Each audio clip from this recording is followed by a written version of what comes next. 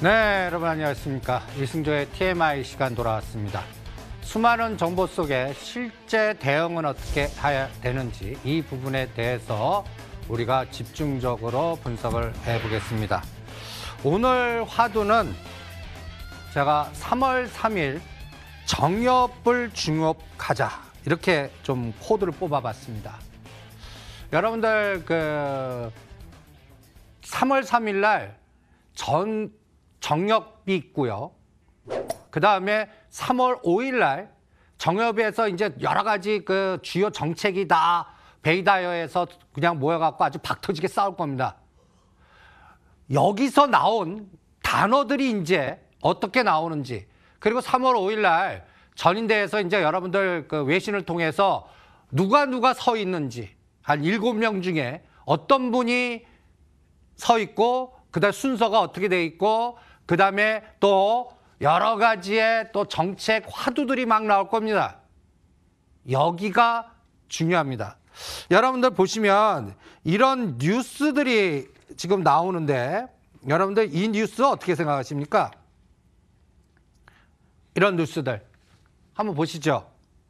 여기 보시면 이거 외신에서 제가 이렇게 세 가지를 이렇게 나눴는데, 외신에서 3월 달에 트럼프하고 시진핑이 만난다라는, 이거 확인되지 않은 이런 뉴스를 자꾸 올려놓습니다.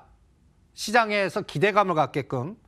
또 하나의 뉴스 보면 알게 모르게 미국의 함정 2척이 이 남중국 해항에 중국이 반발했다. 이거 굉장히 날카로운 지역 아닙니까? 그러니까 아니 만나자고 그러고 함정도 보내고 약간 투트랙 전략이 전개되는 걸 감지하실 수가 있습니다. 그 다음에 오늘 이런 뉴스 보고 여러분들 아난티 사신 분들은 또 당하셨습니다.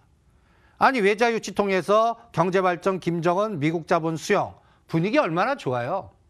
그런데 시가가 고가가 됩니다. 여러분들이 보시면 지금 북방 관련주들 항상 체크해야 될 게 있습니다. 여러분들 이 아난티도 보시면 아침에 거의 28,900원에 급등파동까지 갔다가 지금 거의 종가로는 뭐 보합 이런 수준. 이거 왜 이럴까요? 여러분들 이 종목은 금강산 관광 뉴스 나올 때 주가가 어딘가 보세요. 그 사이는 매매하지 마십시오. 오히려 제가 아난티보다 용평 리조트는 이신석제 했는데 그것도 이제 너무 급등해서 북방 관련주에서 매도한 다음에 최근에 이 종목을 여러분들한테 설정해 드렸습니다. 이 종목 한번 보시죠. 항만물류 KCTC.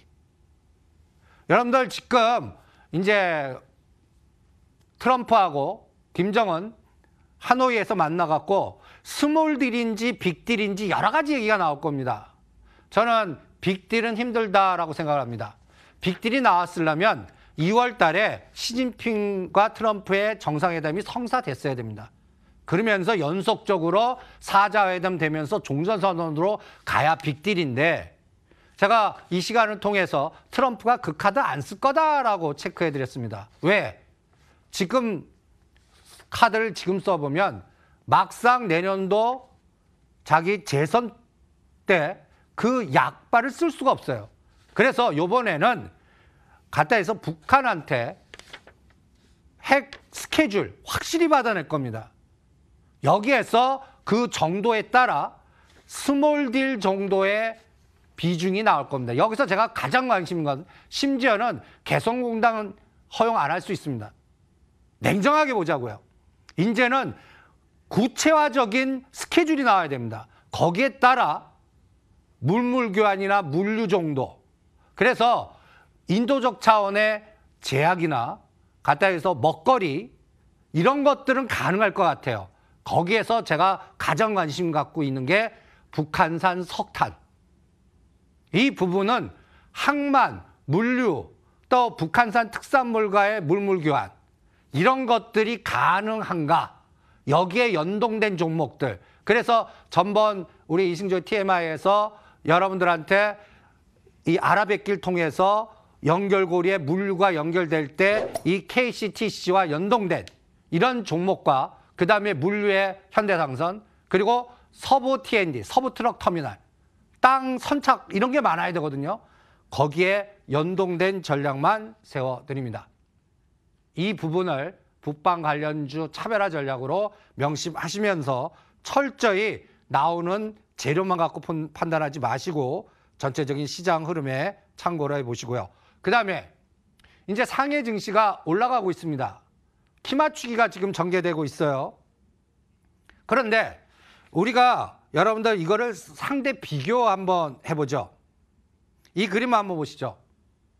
우리나라가 1월 4일 날 저점 대비 1984에서 1월 31일 고점까지 11.9%, 12% 올랐습니다. 요번에 이 75% 능선이 선물로는 280입니다. 여기 고점이 290. 그럼 10포인트 뺐단 말이에요.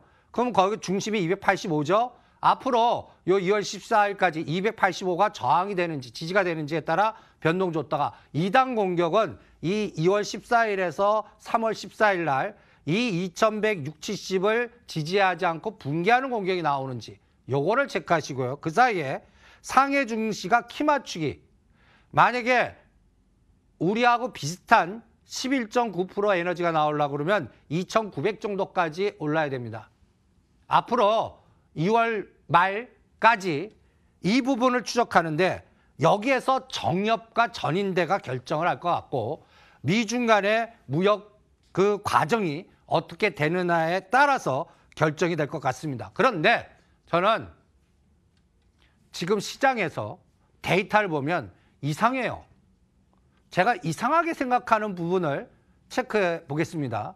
여러분도 중국이 올라가요. 그러면 위엔화가 강세가 돼야 됩니다. 첫 번째. 원화도 강세돼야 되고요. 달러 인덱스가 달러 약세, 원화 강세, 위엔화 강세 되는데 이게 이상해지고 있고요. 첫 번째. 두 번째, 상해 종합지수 갈 때 소재 경기 민감주가 같이 가줘야 돼요. 예를 들어서 포스코라든지 LG화학이라든지 중국 경기 민감주. 근데 이쪽은 조종합니다. 오히려 IT만 갖고 받치고 있어요.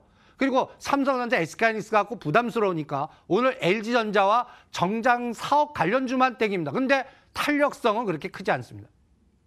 오히려 오늘 같은 날 62,000원과 65,000원에 샀던 LG전자를 72,000원과 75,000원에 팔아라.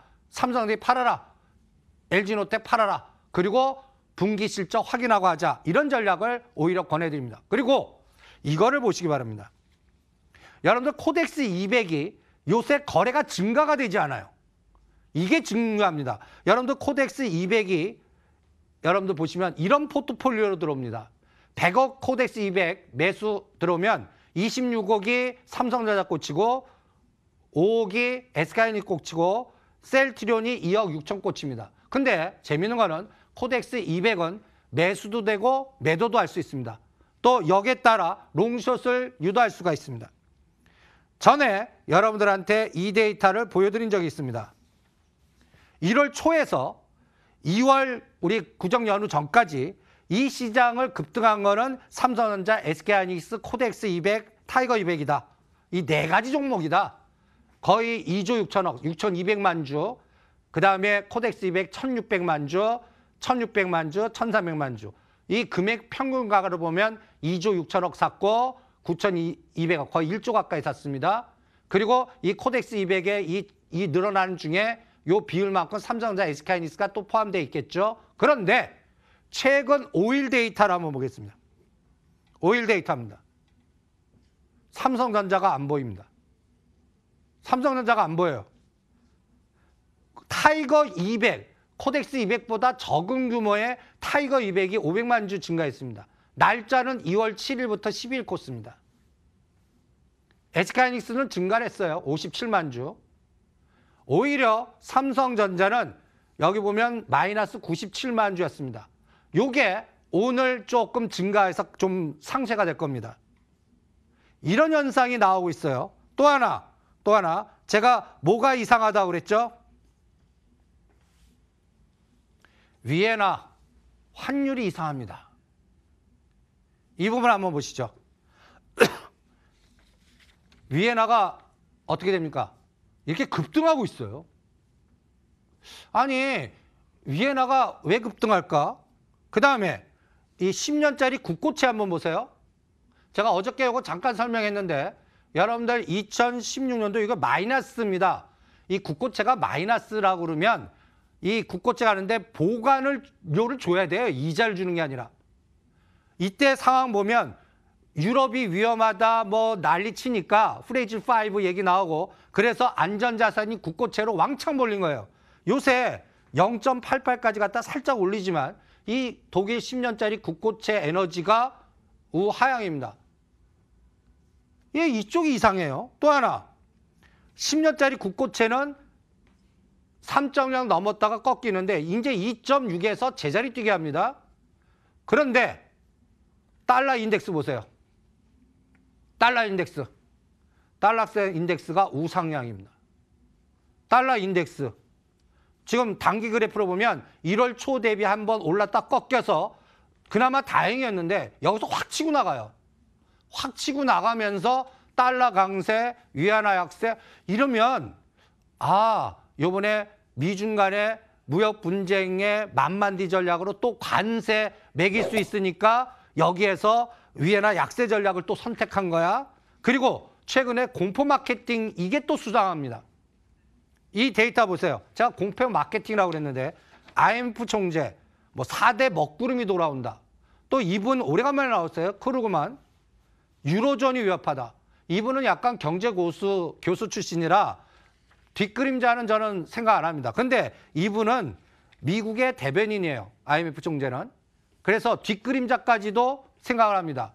그래서 3월 아까 정협이 언제죠? 3월 3일. 그때까지 지금 보이지 않게 환율에서는 대비하는 미중 간의 무역 분쟁이 타협보다는 불확실성이 증폭되고 확산될 수 있다는 부분 이거를 벌써 여기서는 준비하고 있는 거 아닌가. 그래서 환율과 금리, 달러 인덱스 이쪽에서 이상징후가 나온다.